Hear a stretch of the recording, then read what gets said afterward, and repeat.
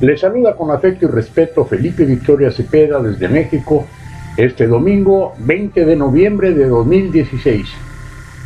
Nuestra historia patria es más apasionante que cualquier narcoteleserie actual, pero pocos se asoman a los textos existentes. Saludando al rector de la UAGRO, Javier Saldaña Almazán, compartiré lo que Wikipedia en Internet muestra para esta fecha cívica, abriendo comillas. La Revolución Mexicana fue un conflicto armado que se inició el 20 de noviembre de 1910. Históricamente, suele ser referido como el acontecimiento político y social más importante del siglo XX en México. Los antecedentes del conflicto se remontan a la situación de México bajo el Porfiriato. Desde 1876, el general oaxaqueño Porfirio Díaz ejerció el poder en el país de manera dictatorial.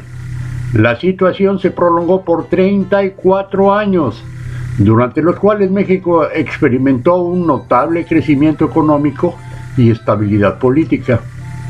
Estos logros se realizaron con altos costos económicos y sociales, que pagaron los estratos menos favorecidos de la sociedad y la oposición política al régimen de Díaz.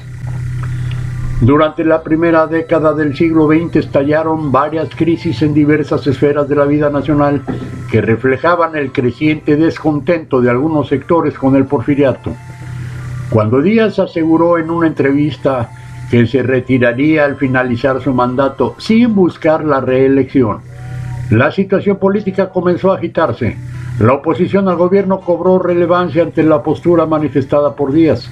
En ese contexto, Francisco I. Madero realizó diversas giras en el país con miras a formar un partido político que eligiera a sus candidatos en una asamblea nacional y compitiera en las elecciones. Díaz lanzó una nueva candidatura a la presidencia y Madero fue arrestado en San Luis Potosí por sedición. Durante su estancia en la cárcel, se llevaron a cabo las elecciones que dieron el triunfo a Díaz. Madero logró escapar de la prisión estatal y huyó a los Estados Unidos. Desde San Antonio proclamó el Plan de San Luis, que llamaba a tomar las armas contra el gobierno de Díaz el 20 de noviembre de 1910. El conflicto armado tuvo lugar en primera instancia al norte del país y posteriormente se expandió a otras partes del territorio nacional. Una vez que los sublevados ocuparon Ciudad Juárez, Chihuahua, Porfirio Díaz presentó su renuncia y se exilió en Francia. En 1911 se realizaron nuevas elecciones en las cuales resultó electo Madero. Desde el comienzo de su mandato tuvo diferencias con otros líderes revolucionarios que provocaron el levantamiento de Emiliano Zapata y Pascual Orozco contra el gobierno maderista. En 1913, un movimiento contrarrevolucionario encabezado por Félix Díaz, Bernardo Reyes y Victoriano Huerta dio un golpe de Estado. El levantamiento militar, conocido como Decena Trágica, terminó con el asesinato de Madero, su hermano Gustavo y el vicepresidente Pino Suárez. Huerta asumió la presidencia, lo que ocasionó la reacción de varios jefes revolucionarios como Venustiano Carranza y Francisco Villa. Tras poco más de un año de lucha y después de la ocupación estadounidense de Veracruz, Huerta renunció a la presidencia y huyó del país. A partir de ese suceso, se profundizaron las diferencias entre las facciones que habían luchado contra Huerta, lo que desencadenó nuevos conflictos. Carranza, jefe de la revolución de acuerdo con el Plan de Guadalupe, convocó a todas las fuerzas a la Convención de Aguascalientes para nombrar un líder único. En esa reunión, Eulalio Gutiérrez fue designado presidente del país, pero las hostilidades reiniciaron cuando Carranza desconoció el acuerdo. Después de derrotar a la convención, los constitucionalistas pudieron iniciar trabajos para la redacción de una nueva constitución y llevar a Carranza a la presidencia en 1917. La lucha entre facciones estaba lejos de concluir.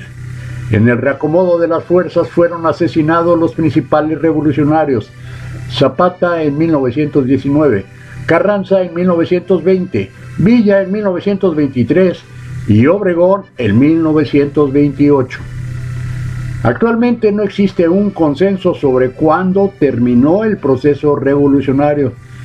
Algunas fuentes lo sitúan en 1917 con la proclamación de la Constitución mexicana, algunas otras en 1920 con la presidencia de Adolfo de la Huerta o en 1924 con la de Plutarco Elías Calles.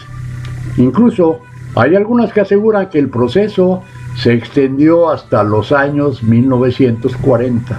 Cierro las comillas y va de mi cosecha. Sangre, sudor y lágrimas, ambiciones y traiciones políticas en la primera mitad del siglo XX en México, que dejaron espantados a los mexicanos y aletargaron sus instintos de rebelión ante abusos de los que ostentan el poder, sumisos muchos renegando en lo particular, pero sin atreverse a tomar acciones para limpiar el país de políticos ladrones y saqueadores. En el México de 2016, los paralelismos con la etapa final del porfiriato son enormes. Evidente el descontento popular, contenido por el miedo y la inseguridad a manos de las mañas que corrompieron conciencias de altos funcionarios que disimulan y simulan hacer justicia a través de la interpretación amañada de las leyes, convirtiendo a la nación en el imperio de la impunidad.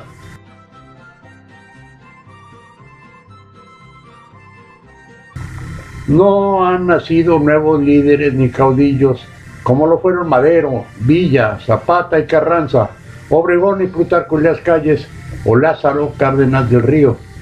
Por eso estamos como estamos, en el preámbulo de otro estallido social inevitable, donde la falta de certeza jurídica y la desconfianza hacia los tres niveles de gobierno están orillando al pueblo a tomar la justicia en propia mano.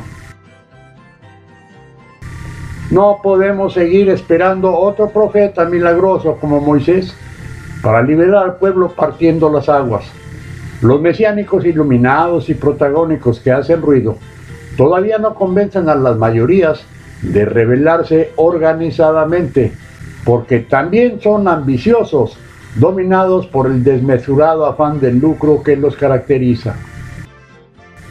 Triste y preocupante situación de México, tan lejos de Dios y tan cerca de los United States of America, dentro de poco en manos de Mr. Donald Trump.